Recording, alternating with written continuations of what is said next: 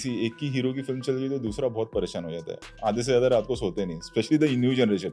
Ajay Salman type उनको कुछ नहीं पड़ी, मतलब अजय की दृश्यम इतनी बड़ी हिट हो गई होगी, वो कहीं आर्टिकल नहीं कराएगा, वो कहीं चीख के नहीं बोलेगा, वो अपनी अगली फिल्म पे चला गया, फिर उसके बाद में अगली फिल्म। हमारा रेशो जो लोग सिनेमा देखने आते हैं, जैसे दंगल जो बहुत बड़ी हिट थी, आई थिंक 3 करोड़ या 2.5 करोड़, 3 करोड़ के करीब होगा शायद फुटफॉल। सिम्बा का फुटफॉल 198 समथिंग है। 2 करोड़ लोग भी थिएटर में नहीं आते एक फिल्म को ब्लॉकबस्टर करने के लिए। अगर वही 5 करोड़ या 6 करोड़ आने लगे, इससे 2025 यानी नया साल शुरू होकर 2-2.5 महीने बीत भी चुके हैं। साला टाइम का पता ही नहीं चला और ये महीना भी खत्म होने ही वाला है, कुछ ही दिन और बचे हैं। लेकिन इस साल को छोड़ो, पिछले साल के बारे में अगर मैं तुमसे पूछूं कि पिछले साल बॉलीवुड ने कितनी हिट फिल्में दी, तो तुम्हारे दिमाग में ऋतिक रोशन की फाइटर, अजय देवगन की शैतान या फिर आदिवासी तेल लगाने वाली श्रद्धा की अम्मा स्त्री आएगी, जिसमें से अजय देवगन की शैतान ही सिर्फ एक क्लीन हिट फिल्म साबित हुई थी। तो स्त्री 2 ब्लॉकबस्टर। और आज से जस्ट 3 साल पहले यानी 2022 तक बॉलीवुड की फिल्मों को देखते ही ऑडियंस कहती थी कि चला जा झोपड़ी के। आमिर खान की लाल सिंह चड्ढा की बीच बाजार में चड्डी फाड़ दी जाती है। अक्षय भी रक्षाबंधन और राम सेतु से बॉलीवुड के नैया पार नहीं लगा पा रहे थे। ऊपर से बॉलीवुड की गरीबी में आटा गीला करने का काम शमशेरा और हीरोपंती 2 जैसी फिल्में कर चुकी है। ऊपर से साउथ के कबूतर भी बॉलीवुड में आकर अपनी मैया अपनी लुटिया खुद डुबा रहे थे। लेकिन 2023 में एसआरके की पठान के बाद कई दूसरी फिल्में भी दबा के कलेक्शन करती है। एक रिपोर्ट के अकॉर्डिंग बॉलीवुड 13,161 करोड़ का वर्ल्ड वाइड ग्रॉस कलेक्शन करती है, making 2023 as a highest grossing year in the Indian cinema's history. और लगता है कि भैया बॉलीवुड फिर से पूरे इंडियन सिनेमा पर रूल करेगी, बट आई वॉज रॉन्ग। 2024 में बॉलीवुड का average success ratio less than 10% हो जाता है। 2024 में बॉलीवुड ने सिर्फ 5,369 करोड़ का वर्ल्ड वाइड ग्रॉस कलेक्शन किया। और स्त्री 2 जिसने बॉक्स ऑफिस पर 600 करोड़ से भी ज्यादा का बिजनेस किया है। लेकिन क्या ये एक फिल्म के हिट होने से पूरे बॉलीवुड का कमबैक हो जाता है? बिल्कुल भी नहीं, ये तो कुछ भी नहीं है। बॉलीवुड के बड़े बड़े प्रोड्यूसर्स कर्ज में डूबे हुए हैं और डाउनफॉल होने के बाद भी कुछ Bollywood film makers propaganda movies बनाने से बाज नहीं आ रहे हैं और वो अपने आतंकी फंडर अब्बू के वफादारी करने में कोई कसर नहीं छोड़ रहे हैं। तो क्या फिर से बॉलीवुड फ्लॉप्स के दलदल में डूबता चला जा रहा है? एसआरके की 2 साल तक कोई भी मूवी नहीं आने वाली है। तब तक क्या बॉलीवुड का कोई भी माई का लाल, पीला या हरा इस इंडस्ट्री को एक बिग हिट दिला पाएगा, या फिर बॉलीवुड पर जल्दी RIP का टैग लगने वाला है? तो बॉक्स ऑफिस के ICU में फिर से दम तोड़ती बॉलीवुड को मिला है स्त्री, एक छावा और स्काई फोर्स का सहारा। लेकिन सर्वाइवल के चांसेस कितने हैं, चलिए जानते हैं पूरे हेल्थ रिपोर्ट पर शॉर्ट एनालिसिस वाली वीडियो के द्वारा। देखो, अभी भी तुम में से कुछ लोगों को लग रहा होगा कि बॉलीवुड का काफी अच्छा पेस चल रहा है। लेकिन अगर सच में बॉलीवुड का अच्छा पेस चल रहा है तो बॉलीवुड के प्रोड्यूसर बैंकरप्ट क्यों हो रहे हैं? पूजा एंटरटेनमेंट एक मेजर बॉलीवुड प्रोडक्शन हाउस जिसके ऊपर 250 करोड़ का डेट है। इसके लिए प्रोडक्शन हाउस के ओनर वासु भगनानी को अपने 7 फ्लोर वाले ऑफिस को भी बेचना पड़ रहा है। और अब जो नेक्स्ट प्रोडक्शन हाउस का नाम मैं बताने जा रहा हूँ उसे सुनकर आपको लिटरली शॉक लगेगा। करण जौहर के प्रोडक्शन हाउस धर्मा प्रोडक्शंस की बात कर रहे हैं। प्रोडक्शन की हालत आज बहुत ही ज्यादा खराब है, इतनी खराब कि करण जौहर को भी अपनी धर्मा प्रोडक्शन के 55% शेयर्स बेचने पड़ रहे हैं। लेकिन एक मिनट, धर्मा प्रोडक्शन की लास्ट 2 फिल्में ब्रह्मास्त्र और रॉकी एंड रानी की प्रेम कहानी, ये दोनों ही फिल्में तो काफी सक्सेसफुल साबित हुई थी, लेकिन ऐसा प्रोड्यूसर्स क्लेम करते हैं। तो अगर फिल्मों के हिट होने के बाद भी धर्मा की ये हालत है और इनकी हालत कैसे हुई, दोस्तों साफ साफ पता चलता है कि इन मूवीज से करण जौहर ने कुछ तो झोल किया था। और क्या झोल किया था वो हमने इस वाले वीडियो में काफी अच्छे से और डिटेल से बताया है। और एक और वीडियो लाने वाले हैं इसके ऊपर, तो स्टे ट्यून्ड और सब्सक्राइब कर लेना यार। उस झोल से उनका कुछ खास प्रॉफिट हुआ नहीं। दोनों ही मूवीज पर कॉर्पोरेट बुकिंग और बॉक्स ऑफिस मैनिपुलेशंस के एलिगेशंस भी लगे, जिसका मतलब दोनों मूवीज फेक हिट थी। और यहाँ बात सिर्फ प्रोड्यूसर्स की नहीं है। अगर हम बॉलीवुड के टॉप 5 A लिस्ट सुपरस्टार्स की बात करें तो उनमें से 5 सुपरस्टार्स में से 4 सुपरस्टार्स का डाउनफॉल चल रहा है। या फिर सीधा सीधा ये भी कह सकते हैं कि उनके करियर की गाड़ी का तेल खत्म हो चुका है, जैसे कि अक्षय कुमार जिनकी लास्ट मेजोरिटी फिल्म डिजास्टर रही थी स्काई फोर्स को छोड़कर। और हाँ, ये याद रखना कि हम लास्ट ईयर यानी 2024 की बात कर रहे हैं, फिर से स्काई फोर्स या छावा का नाम नहीं। और वही अजय देवगन, इनकी भी लास्ट 2 मूवीज पर लोगों ने विमल की पिचकारी थूक दी थी। केवल सिंघम अगेन और शैतान को छोड़कर। सलमान खान जिनको लास्ट 7 ईयर से एक भी क्लीन हिट फिल्म नसीब नहीं हुई है, और हमारे परफेक्शनिस्ट आमिर खान जिन्होंने बहुत ही परफेक्शन के साथ डिजास्टर मूवी डिलीवर की। आप खुद ही बताओ कि एक ऐसी इंडस्ट्री जिसके प्रोड्यूसर बैंकरप्ट हो रहे हैं, 5 में से 4 सुपरस्टार का करियर बहुत ही क्रिटिकल सिचुएशन में है, क्या सच में बॉलीवुड इज रियली फ्लोरिशिंग? बिल्कुल ही नहीं, क्योंकि बॉलीवुड की हालत काफी ज्यादा बुरी और बुरी होती ही जा रही है, और इतनी ज्यादा बुरी कि 2024 में बड़े बड़े बिजनेस नेम्स या इन्फ्लुएंसर्स भी ओपनली बॉलीवुड स्टार्स के मुंह पर ये बोल रहे हैं कि भैया Bollywood is not doing great, जैसा कि आप ये निखिल कामत की पॉडकास्ट रेफरेंस वीडियो भी देख सकते हो। अब देखो, निखिल कामत जैसा इंटेलिजेंट आदमी जिसको ज्यादा नॉलेज है बिजनेस की, अगर वो ये बात बोल रहा है कि Bollywood is not doing great, तो उसकी बात को इग्नोर नहीं किया जा सकता। और यहाँ पर बहुत ही इंटरेस्टिंग बात पता चलती है इस पॉडकास्ट से कि बॉलीवुड मूवीज को आज से 10 साल पहले जितने लोग थिएटर में देखने जाते थे, आज उतने ज्यादा लोग बॉलीवुड मूवीज के लिए थिएटर नहीं जा रहे हैं। तो ये बात कितनी सच है और कितनी गलत है, इसके बारे में आगे डिटेल में बात करेंगे। बॉलीवुड में साल भर में 300 से 350 फिल्में रिलीज होती है। यहाँ बस मैं बॉलीवुड की बात कर रहा हूँ। अगर हम इंडियन सिनेमा की बात करें तो लगभग 2000 फिल्में रिलीज होती है, लेकिन अभी हम सिर्फ बॉलीवुड पर बात करेंगे। तो मैं आपसे पूछता हूँ कि आपके अकॉर्डिंग बॉलीवुड का सक्सेस रेशियो कितना होगा? मुझे पता है कि ज्यादातर लोगों ने 30% से 40% का सक्सेस रेशियो प्रेडिक्ट किया होगा। तो चलिए अब इस डाटा को देखते हैं। बॉलीवुड हर साल 300 फिल्में बनाता है, और अगर इनमें से 30 फिल्में भी हिट होती है तब बॉलीवुड का सक्सेस रेशियो 10 पर होता है। और अगर हम बॉलीवुड के one of the most successful years यानी कि 2019 और 2023 पर नजर डालें तो 2019 में लगभग बॉलीवुड ने 20 क्लीन हिट फिल्में दी, वही 2023 में लगभग 16 क्लीन हिट फिल्में। तो वही बॉलीवुड के मोस्ट सक्सेसफुल ईयर्स में भी बॉलीवुड का सक्सेस रेशियो लेस देन 20% है। और जो बाकी ऑर्डिनरी ईयर्स होते हैं बॉलीवुड के लिए, उनमें बॉलीवुड का success ratio max to max 10% का होता है। ये मैं नहीं बोल रहा हूँ, बॉलीवुड से ही आने वाले रोहित शेट्टी कहते हैं। अगर सबको पता होता रणवीर, तो हमारा रेशो 7% सक्सेस का नहीं होता या 10% सक्सेस का नहीं होता। हम 260 फिल्में साल में बनाते हैं पेंडेमिक के पहले, अब वापस वो शुरू हो जाएगा, और हमारा सक्सेस रेशो 10 का है। हम 26 फिल्में भी सुपर हिट नहीं बनाते हैं साल में, हम 10 ब्लॉकबस्टर्स बनाते हैं, जिसमें से 4 होंगी जो 100 करोड़ होंगी, 2 होंगी जो एक रोहित शेट्टी की आ जाएगी, एक कोई आउट ऑफ द ब्लू ना निकल के आएगी, सरप्राइज पैक होगा कि अरे ये फिल्म इतनी बड़ी कैसे होगी। अब तुम खुद ही बताओ कि 10% सक्सेस रेशियो वाली इंडस्ट्री को क्या हम सक्सेसफुल बोल सकते हैं? साला एग्जाम में भी एटलीस्ट 33 मार्क्स अचीव करने होते हैं, और ये लोग 10% सक्सेस रेशियो पर शरीर के सारे छेद से चिल्ला चिल्ला कर कहते हैं कि हम में है दम, बाकी सारे पानी का। तो तुम्हें समझ में आ गया होगा कि बॉलीवुड की सिचुएशन कितनी ज़्यादा खराब है। तो अब बात करते हैं कि बॉलीवुड की सिचुएशन इतनी खराब हुई कैसे। देखो, हर इंडियन रीजनल इंडस्ट्री एक सॉफ्ट कल्चर को रिप्रेजेंट करती है। जैसे तमिल इंडस्ट्री तमिल लोगों की कल्चर रूटेड स्टोरीज बनाती है, और तो वही मलयालम इंडस्ट्री केरला की कल्चरल रूटेड स्टोरीज को सिनेमा के फॉर्म में प्रेजेंट करती है, और उनके ऑडियंस को भी इस तरह की फिल्में बहुत ज़्यादा पसंद आती है। बट अगर बॉलीवुड की बात करें तो बॉलीवुड इंडियन कल्चर से ज़्यादा फिरंगी बोले तो फॉरेन कल्चर को बहुत ही ज़्यादा प्रेफरेंस देता है, जिसकी वजह से कहीं ना कहीं इंडिया के छोटे शहरों की ऑडियंस बॉलीवुड से अपने आप को कनेक्ट नहीं कर पाती, और फिर वही ऑडियंस साउथ इंडियन मूवीज को ज्यादा प्रेफरेंस देती है। लेकिन ऐसा हमेशा से नहीं था। एक टाइम था जब बॉलीवुड अपनी मूवीज में इंडियन कल्चर को काफी सही तरीके से प्रेजेंट करता था, जैसे कि लगान, स्वदेश, हम आपके हैं कौन, बजरंगी भाईजान। और इस टाइम पर बॉलीवुड मूवीज को भी पब्लिक बहुत ज्यादा पसंद करती थी। और देखो, हर इंडस्ट्री की अपनी एक आइडेंटिटी होती है, एक स्पेशलिटी होती है। जैसे कि कोरिया में ड्रामा काफी ज्यादा पॉपुलर है, हॉलीवुड साई-फाई फिल्मों के लिए जाना जाता है, और वही अपनी तेलुगु इंडस्ट्री बिग स्केल और कमर्शियल एंटरटेनर फिल्में बनाने के लिए।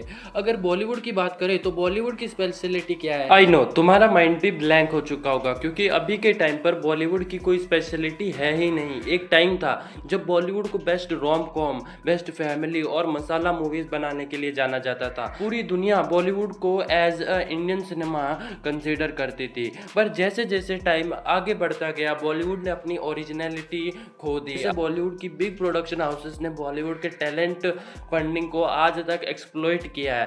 वेस्टर्न कल्चर के पीछे दुम हिलाने वाले इस इंडस्ट्री ने कैसे अपनी ओरिजिनलिटी के टच को खो दिया है। पर देखा जाए तो यह बात सिर्फ ओरिजिनल स्टोरीज और ओरिजिनल आइडियाज की नहीं है, क्योंकि एक अच्छा ओरिजिनल आइडिया बॉलीवुड क्रैक कर भी लेता है तो उसको पुल अप करने के लिए बॉलीवुड के पास अच्छे डायरेक्टर्स नहीं है।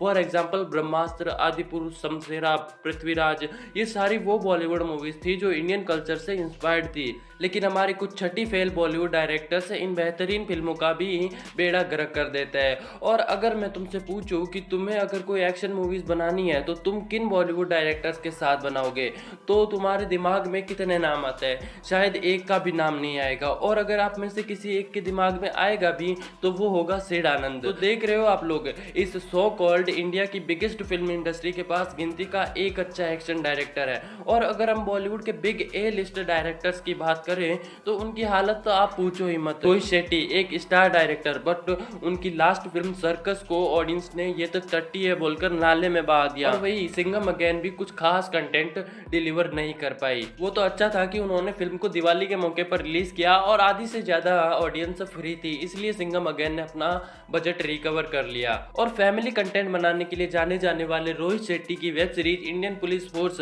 कब आकर चली गई, साला किसी को घंटा फर्क ही नहीं पड़ा। और अगर बात करें संजय लीला बंसाली की, तो ये भिंडीबाज इंसान कोटे की दलाली करने से बाहर ही नहीं आ पा रहा है। और संजय लीला बंसाली की जो रिसेंटली आई सीरीज थी हीरा मंडी, भाई क्या ही बोलूं, गालियां भी कम पड़ती है ऐसी सीरीज के लिए। तो आपको समझ में आ चुका होगा कि कैसे बॉलीवुड के बिग डायरेक्टर्स माल फूक के फिल्में बना रहे हैं। तो यही रीजन है कि बॉलीवुड स्टार्स भी बॉलीवुड डायरेक्टर्स पर बिल्कुल ही भरोसा नहीं कर पा रहे हैं। इसलिए आजकल हर छोटा बड़ा बॉलीवुड स्टार साउथ के साथ काम करना चाह रहा है। वो चाहे अपने सलमान भाई हो, जिनकी अगली फिल्म सिकंदर एक साउथ डायरेक्टर AR मुरुगदोस डायरेक्ट कर रहे हैं, तो वही इसके बाद भी इनकी एक फिल्म तमिल डायरेक्टर एटली के साथ बनेगी। और वही SRK, उन्होंने लास्ट ईयर एटली के साथ जवाब दी, उसके बाद इवन आज वन। सो रीमेक करना is not a successful idea any more. इसलिए अब बॉलीवुड की नजर फॉरेन मूवीज की रीमेक पर है, जैसे कि खेल खेल में एक popular Italian film perfect strangers का रीमेक थी। आमिर खान की अपकमिंग फिल्म सितारे जमीन पर भी एक स्पेनिश फिल्म चैंपियंस की रीमेक है। और आमिर की लास्ट रिलीज लाल सिंह चड्ढा भी रीमेक ही थी। अक्षय की भी पिछले साल सरफिरा एंड खेल खेल में 2 मूवीज रीमेक ही थी। सलमान भाई की भी 2023 की फिल्म किसी का भाई किसी की जान रीमेक ही थी। अजय देवगन की शैतान गुजराती मूवी वश का रीमेक थी। मतलब देख रहे हो कैसे बॉलीवुड के ए लिस्ट स्टार्स इतने ज्यादा डिपेंड करते हैं रीमेक्स पर। मतलब ये बिना रीमेक्स के उतने ही अधूरे हैं जितने आलू के बिना समोसा। एक टाइम पर एक डोमिनेटिंग इंडस्ट्री बॉलीवुड के पास ना ओरिजिनल आइडियाज है, ना अच्छे डायरेक्टर्स। जो अच्छे एक्टर्स है वो रीमेक करके अपने खुद के घोड़े खुद ही लगवा रहे हैं। और देखा जाए तो इतना ज्यादा एक्सप्लेन करने की जरूरत ही नहीं है। बहुत ही सिंपल सी बात है कि अगर कोई भी इंडस्ट्री अच्छा काम करती है तो वहाँ की फिल्में धड़ाधड़ सुपर हिट साबित होती है। एंड जो इंडस्ट्री अच्छा काम नहीं कर पाती वहाँ सारी फिल्में फ्लॉप्स हो जाती है। और एक बार विजय सेतुपति ने भी कहा था कि बॉलीवुड में लोग सिर्फ पैसे और फेम के बारे में सोचते हैं, कंटेंट एक्टिंग ये क्या चीज होती है इस पर तो कोई भूतिया फोकस भी नहीं करता है। अब एक टाइम था जब इंडिया की पब्लिक बॉलीवुड मूवीज से, बॉलीवुड स्टार से काफी ज्यादा ऑब्सेस्ड हुआ करती थी। अब स्टार कल्चर ऑलमोस्ट खत्म हो चुका है। और अब अगर मूवीज चलती है तो वो पब्लिक की वजह से चलती है, और अगर नहीं चलती तो इससे प्रूव हो जाता है कि उस फिल्म का कंटेंट काफी कमजोर है। तो पब्लिक के पॉइंट ऑफ व्यू से देखते हैं और जानते हैं कि बॉलीवुड के पर्सपेक्टिव बॉलीवुड कहाँ स्टैंड करता है बाकी इंडस्ट्री के कंपैरिजंस में। इंडियंस के पॉइंट ऑफ व्यू को अच्छे से समझना है तो उसके लिए ऑरमैक्स की एक सर्वे रिपोर्ट को यूज करेंगे।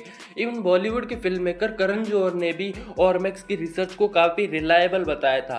तो इस रिपोर्ट के अकॉर्डिंग 70% इंडियन पब्लिक को लगता है कि बॉलीवुड की ओरिजिनलिटी लैक करती है। यही फैक्टर एक मेजर रीजन है क्योंकि हिंदी वर्ल्ड की ऑडियंस साउथ मूवीज को प्रेफर कर रही है। और इस सर्वे को अगर थोड़ा डीप में देखें तो 11% पब्लिक ऐसी है जिसको हिंदी सिनेमा सुपीरियर लगता है, वही 46% पब्लिक को साउथ सिनेमा बेटर लगती है, एंड रिमेनिंग 23% ऑडियंस को दोनों इंडस्ट्री का सिनेमा काफी इक्वली गुड लगता है। अगर आपको अभी भी इस डेटा पर यकीन नहीं आ रहा है तो आप अपने आसपास किसी भी पर्सन से ये पूछ सकते हो, या तो वो साउथ मूवीज को प्रेफर करते मिलेगा या फिर हॉलीवुड के गुणगान करेगा।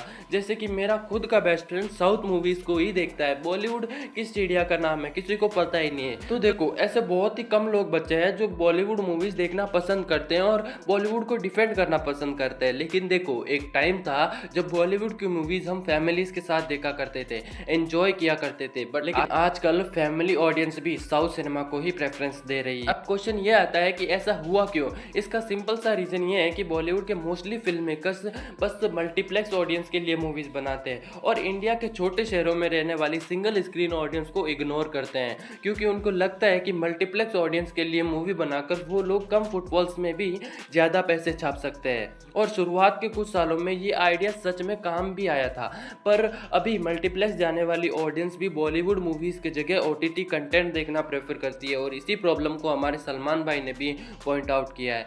तो वही अगर साउथ की फिल्मों की बात करें तो उन्होंने ये गलती बिल्कुल ही नहीं की। उन्होंने हमेशा से ही यूनिवर्सली अपीलिंग कंटेंट बनाया जिसको कि सिंगल स्क्रीन ऑडियंस भी एंजॉय कर सके और मल्टीप्लेक्स ऑडियंस भी। एंड एज यू नो कि ज़्यादा सिंगल स्क्रीन साउथ स्टेट्स में ही है, तो वहाँ थिएटर गोइंग ऑडियंस भी काफ़ी ज़्यादा है। यही रीजन है कि साउथ सुपरस्टार थलपति विजय की फिल्म गोट बस कुछ ही स्टेट्स की हेल्प से 100 करोड़ प्लस की ओपनिंग दे देती है, और वही कुछ बॉलीवुड सुपरस्टार ऑल इंडिया में मूवी रिलीज करके भी 2-3 करोड़ की ओपनिंग देते हैं। लेकिन मुझे पता है कि अभी भी बहुत से लोगों को मेरी बातों पर यकीन नहीं हो रहा होगा, और कुछ लोग आएंगे एनिमल, जवान, पठान, गदर 2, स्त्री 2, स्काई फोर्स, छावा के बॉक्स ऑफिस नंबर्स के साथ और कहेंगे कि बॉलीवुड तो रूल कर रहा है। तो मैं आपको एक बहुत ही इंटरेस्टिंग और शॉकिंग चीज़ बताता हूँ, और ये बात जानने के बाद आपको भी समझ में आ जाएगा कि बॉलीवुड के रियल हालात क्या है। तो देखो, डिकेड थी 90s की, कुछ कुछ होता है रिलीज हो 46 करोड़ यानी 46 करोड़ का नेट कलेक्शन करती है और 3 करोड़ 56 लाख फुटफॉल्स जनरेट करती है, और ये उस फिल्म के लिए बहुत ही बड़ी अचीवमेंट भी होती है।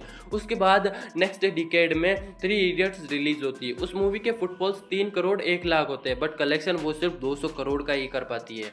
और उसके बाद आता है 2010 का डिकेड, जहां पर काफ़ी सारी मूवीज़ 300 करोड़ प्लस का कलेक्शन करने लगती है, लेकिन उनके फुटफॉल्स घट जाते हैं, वो 3 करोड़ से भी नीचे आ जाते हैं, जिसका मेजर एग्जांपल है पीके एंड बजरंगी भाईजान जैसी फिल्म है। सो अब बात करते हैं करंट डिकेड की, जहां पठान, जवान, एनिमल, गदर 2 जैसी मूवीज़ ने 500 करोड़ प्लस का बिजनेस किया। इन फिल्मों के भी फुटफॉल 3 करोड़ से नीचे ही थे। मतलब आपको समझ में आ गया होगा कि टिकट की प्राइस बढ़ाने से इनका बिजनेस तो सच में बढ़ा है, लेकिन नंबर ऑफ ऑडियंस जो थिएटर में जाती थी वो काफ़ी कम हो गई है। एक ज़माना था जब शोले ने 15 करोड़ का फुटफॉल जनरेट किया था, मतलब लिटरली 15 करोड़ लोग घर से निकल गए थे फिल्म देखने के लिए। मदर इंडिया के लिए 10 करोड़ लोग, बट आज के टाइम पर 1 करोड़ पब्लिक भी थिएटर नहीं जाती। सो अब तक आपको अंदाज़ा लग गया होगा कि टाइम टू टाइम बॉलीवुड की थिएटर गोइंग ऑडियंस कितनी कम हुई। हाँ, बॉलीवुड का बिजनेस ज़रूर बढ़ा है, ये बात सच है, लेकिन ये बॉलीवुड का अच्छा टाइम नहीं है, बल्कि बॉलीवुड का बुरा टाइम तो अब आने वाला है, क्योंकि बॉलीवुड का वर्किंग स्टाइल सबसे ज़्यादा FUCKED है। देखो, बॉलीवुड के डाउनफॉल का एक मेजर रीजन इनका अनप्रोफेशनल वर्किंग स्टाइल भी है, और वो कितना ज़्यादा अनप्रोफेशनल है वो आपको जानने के बाद आपके मुंह से एक ही लाइन निकलेगी, इन बॉलीवुड वालों का कुछ नहीं हो सकता। लेकिन अगर मैं थोड़ा डीप में जाऊं, इससे पहले आप नवाजुद्दीन सिद्दीकी की ये वाली वीडियो देख लो। साउथ में क्या तमिल में बात करते हैं, प्राउड फील करते हैं। कन्नड़ है, कन्नड़ प्राउड फील करते हैं। अब सारे वहां पे राइटर्स वो भी कन्नड़ में बात कर रहे हैं, जो स्क्रीन प्ले राइटर वो भी कन्नड़ है ना, जो सारे लोकल हैं, जो आपका मेकअप कर रहा है वो भी वहीं का है, सब हर मतलब डायरेक्टर भी कन्नड़ में बात कर रहा है, तमिल में बात कर रहा है या मलयाली में बात कर रहा है, तो उनका जो माहौल बनता है ना वो डेफिनेटली कुछ ना कुछ तो क्रिएट होगा ना उनका। हमारे यहाँ पे सिर्फ ऐसा है कि आप हिंदी में फिल्म बना रहे हो, लेकिन डायरेक्टर भी, असिस्टेंट भी सारे इंग्लिश में बात कर रहे हैं, और एक्टर की समझ में नहीं आ रहा क्या, या you can do it, you know you will come here and then you will go there, and सीधा सीधा बोल देना यार, उससे क्या और परफॉर्मेंस पर असर पड़ता है। यंग स्टार्स की डिमांड को सुनकर तुम्हारा भी उनको बेल्ट से पीटने का मन करेगा। कुछ ऐसे स्टार्स भी हैं जो कि तब तक सेट्स पर नहीं जाते जब तक कि प्रोड्यूसर्स उनकी डिमांड के अकॉर्डिंग 4-4 वैनिटी वैन लाकर खड़ा ना कर दे। अब 4-4 वैनिटी वैन चाहिए क्यों? तो देखो, एक वैन इनको सोने के लिए चाहिए, एक वैन जिम के लिए चाहिए, एक वैन दूसरे डायरेक्टर्स और प्रोड्यूसर्स से मीटिंग के लिए चाहिए, और एक वैनिटी वैन इनकी सुसु पोटी करने के लिए चाहिए। मतलब अब तुम्हारी टट्टी को साफ करने का खर्चा भी प्रोड्यूसर ही उठाएगा। और साला गलती से कोई फिल्म हिट हो जाती है तो सालों की फीस आसमान छूने लगती है। मतलब इनकी मूवी का लाइफ टाइम कलेक्शन 30 करोड़ भी नहीं हो पाता है और ये लोग डिमांड करते हैं 25-30 करोड़ की फीस की। और बॉलीवुड के इन स्टार्स की अनरियलिस्टिक डिमांड की वजह से ही उन्हें कास्ट नहीं किया जा रहा है। फिर आते हैं प्रोड्यूसर्स के पास रोते हुए कि हमें काम दे दो, हमें काम दे दो। चलो मानता हूं कि आज भी कुछ लोग क्वालिटी कंटेंट बनाने के लिए आतुर है, नहीं तो लापता लेडीज और 12th फेल जैसी मास्टरपीस हमें देखने को नहीं मिलती। लेकिन ये जो बॉलीवुड के बड़े बड़े प्रोडक्शन हाउसेस है ना, साले नए टैलेंट्स को मौका ही नहीं देना चाहते हैं। जैसे कि करण जौहर खुद, इसके ऊपर भी एक डिटेल्ड वीडियो आने वाली है कि कैसे इसने आउटसाइडर्स की गेंद ली है। तो मिलूंगा अगले हफ्ते, तब तक के लिए जय श्री राम।